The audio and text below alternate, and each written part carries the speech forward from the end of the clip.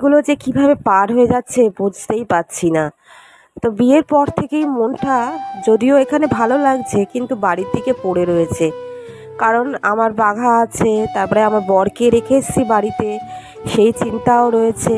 তো এই সমস্ত কাজ মিটে গেলে কবে বাড়ি যাব সেদিকেও উদ্গ্রীব হয়ে রয়েছি। তো এই দেখো বউ ভাত চলে এসছে, আর তো এই একটা দিন, কালকেই তো চলে যাব বাড়িতে। আজকেই তো মেন দিন, আজকেই বউ ভাত, তো আজকের রাতটা ভালো করে এনজয় করে নিই। এই শাড়িটা পরে কেমন লাগছে তোমরা অবশ্যই কমেন্ট করে জানিও। এখানে বউ ভাত শুরু হয়ে গিয়েছে, তো এখানে সবাই এসেছি, এসে গিফট দিচ্ছি। ও তোমাদের তো বলাই হয়নি কী কিনেছি। আমি তো ইলেকট্রিক কেটলি কিনেছি। আমার ভাই তো আমার মামা তো ভাই, এই যার বিয়ে হচ্ছে, সে তো বেশিরভাগ সময় কাজের সূত্রে শান্তিনিকেতন তারপরে বাইরে থাকে, সুবিধেই হবে।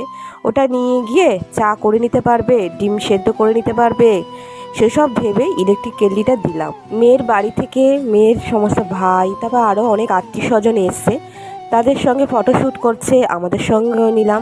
আর এই দেখো দাদাকে কি ভালো লাগছে, হলুদ পাঞ্জাবি পরেছে। আর এই দেখো সঞ্জীবনের বউয়ের সঙ্গে আমি, মা, বাবা সবাই মিলে ছবি তুলছি। তবে এই দিনটা হচ্ছে বর আর বউয়ের যেরমভাবে ছবি তোলা যায় বিভিন্নভাবে, বিভিন্ন আত্মীয় স্বজনদের নিয়ে, এটাই তো মজা। আর এই শাড়িটা পরছে দেখেছো, এটা হচ্ছে আমার শাড়ি নয়, এটা হচ্ছে বৌদির শাড়ি। তো বৌদি ভাইয়ের শাড়ি এক্সট্রা নিয়ে গিয়েছিল, যদি ননদরা পরতে পারে সেজন্যই।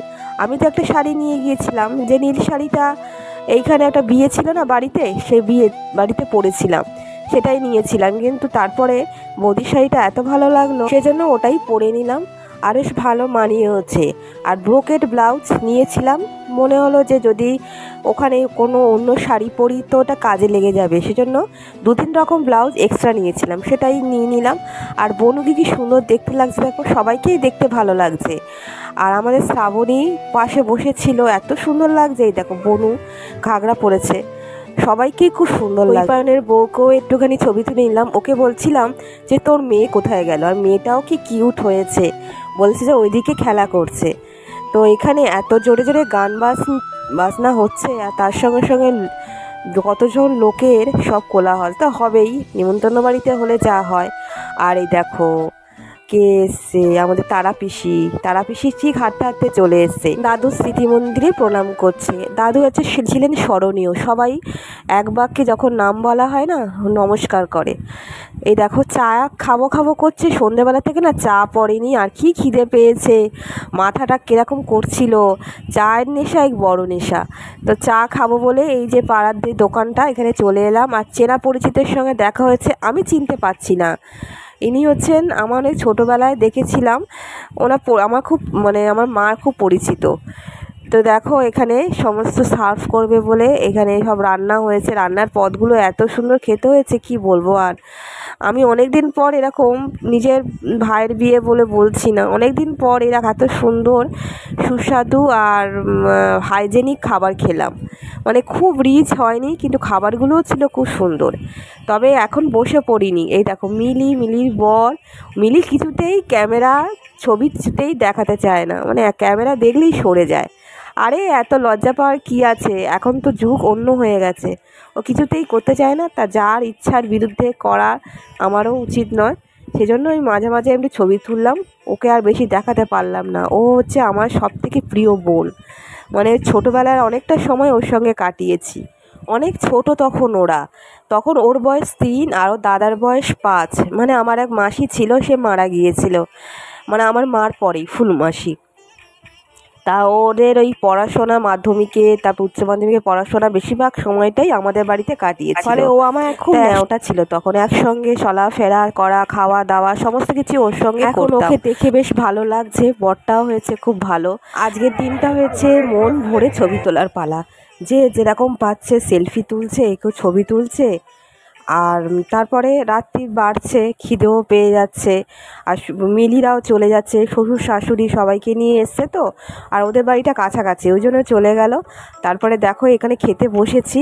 ও তোমাদের বলা হয়নি, ফুচকা তোমাদের দেখালাম একটু, ফুচকা হয়েছে না, তো ফুচকা একটাও পাইনি।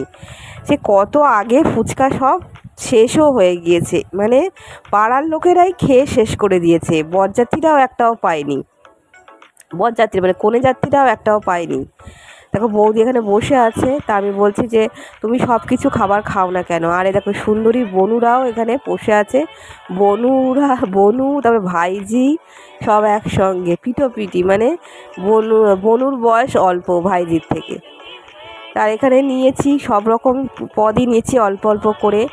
মাছের মুড়িঘণ্ট ডাল হয়েছিল, বেগুনিগুলো বেশ বড় বড় হয়েছিল, তারপরে চিকেন কষা, মাছের কালিয়া, চাটনিটাও দারুণ হয়েছিল, আমের মিষ্টি হয়েছিল, রসগোল্লা, আইসক্রিম তো ছিলই। অনেক দিন পর এরকম আত্মীয় স্বজনদের সঙ্গে খাওয়া দাওয়ার একটা আনন্দ রয়েছে। বৌদি, তারপরে ভাইজি, ভাইপো সবাইকে নিয়ে খেতে বসেছি। খাওয়া দাওয়া করে তারপরে আর শরীর চলছিল না। রাত্রেবেলা আবার বাজি খেলার আয়োজন হয়েছিল, সেগুলো আর শ্যুট করতে পারিনি। বাড়িতে চলে এসে একবার ড্রেস সেরে শুয়েও পড়েছি। তারপরে সকালবেলা এই ঠাকুরঘরটা না দেখালে একটা অসম্পূর্ণ থেকে যায়। এটা হচ্ছে আমাদের পিসি, তারা পিসির ঠাকুর ঘর। আর কি সুন্দর দেখো, ঠাকুর এখানে নিজেই পুজো করে, ধীরে সুস্থে, বয়স হয়েছে তো অত তাড়াহুড়ো করতে পারে না।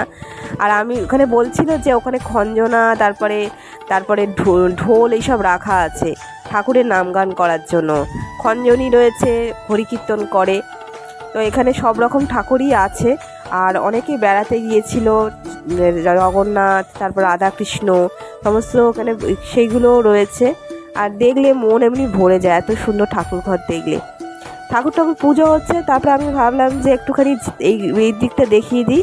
আজকে মাছ ধরা হবে, মাছ ধরা মানে খুব, আজকে লোকজন বাড়িতে যারা আমরা আছি তারা মাছ ফাছ খেয়ে বাড়ি রওনা হব। বাবা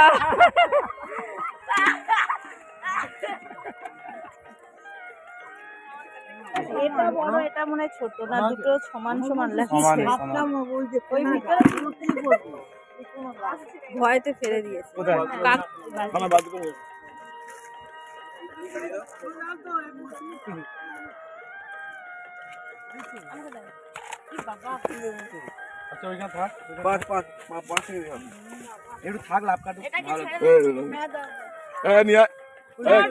ছেড়ে দিতে বলেছে। এটা অনেক বড় তো, ও হবে না। মাছ খাওয়ার থেকে মাছ ধরা দেখতে কি ভালোই না লাগে। দেখো কত মাছ তুলছে, আর কি বড় বড়। এই যে কাতলা বড় মাছটা পেয়েছে না, এটা সঙ্গে সঙ্গে নিয়ে গেল কত মাছ। এ দেখো এই বালতিতে রয়েছে কত মাছ সব। এই দেখো আমরা ভাইজি জাল থেকে মাছগুলো নিয়ে এক জায়গায় রাখছে। সরপুঁটি মাছ, তারপরে এই চারা মাছ থেকে শুরু করে বাটা মাছ, তারপরে লাইলন টেকা, কাতলা মাছ, অনেক মাছ ধরা হয়েছে, মানে দু ঝুড়ি পুরো মাছ ধরা হয়েছে। আর দইপানের বউ হচ্ছে এই মাছ কাটতে খুব ভালো পারে, ও কাটছিল। আর এই দেখো এই দিদা হচ্ছে কালকে যে অতিরিক্ত চিনির রস ছিল সেই আম দিয়ে ফুটিয়ে আর একটু চাটনি করছে। তা আমি বলছি যে কি দিচ্ছ বলো।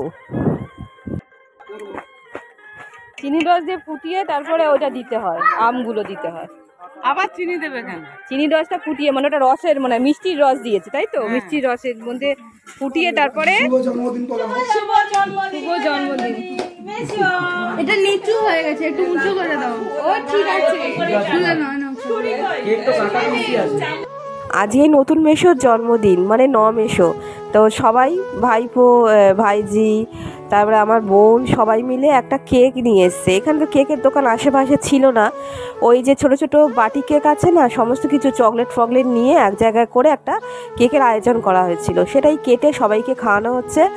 আর তারপরে খাওয়া দাওয়া হয়ে গেছে, সেটা তোমাদের সঙ্গে শেয়ার করিনি। মাছ ভাত, মাছের অনেক রকম পদ, তারপরে মাছের ডিমের বড়া, সে সমস্ত খাওয়া দাওয়া করে এই সঙ্গে সঙ্গে ড্রেস পরে বেরিয়ে গেছি, কারণ 6টা ট্রেন।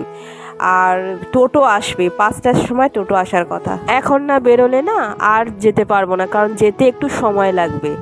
তো এই জন্যই বেরিয়ে পড়লাম। আর দেখো দাদা, বৌদি, তারপরে ভাইজি সবাই মিলে একসঙ্গে বাড়ি ছাড়ছি। বাড়িটা পুরো ফাঁকা হয়ে গেল। তো যারা হচ্ছে অনেকদিন পর আমাদের দেখেছে তারা তো কাঁদছেই, অনেক পেনা পড়েছে। তো তারা পিসি বিশেষত, কারণ বয়স হয়েছে তো এই সময়টা বিশেষ করে আমার দিদিমার কথা মনে পড়ছে। কারণ আমরা ছোটোবেলায় যখন, অনেক বছর আগে দিদিমা দাদু যখন বেঁচে ছিল, তখন না এই অনেক দূর হাঁটতে হাঁটতে দিদিমা আসতো, এসে থরথর করে উনি কাঁদতেন। দাঁড়িয়ে দাঁড়িয়ে, আর এত কষ্ট লাগতো না সেসব কথা, সেই সমস্ত হারিয়ে গেছে। সেই ভালোবাসা, সেই আন্তরিকতা যারা বেঁচে নেই আর সে সমস্ত হারিয়ে গেছে। যদিও এসছি, সবাই মিলে একটু আনন্দ করলাম, এদের সঙ্গে দেখা হলো। আমাদের বৌদি খুব ভালো, দাদা বৌদি মাসি, কিন্তু সেই দাদু আর দিদিমা যে অভাবটা এখনও মনের মধ্যে রয়ে গেছে, সে অভাব আর মেটানো যাবে না। মামাবাড়ি যাওয়ার ভিডিওটা এখানেই সমাপ্ত করছি বন্ধুরা। চলো আবার নতুন ব্লগ তোমাদের সঙ্গে শুরু করব। টাটা।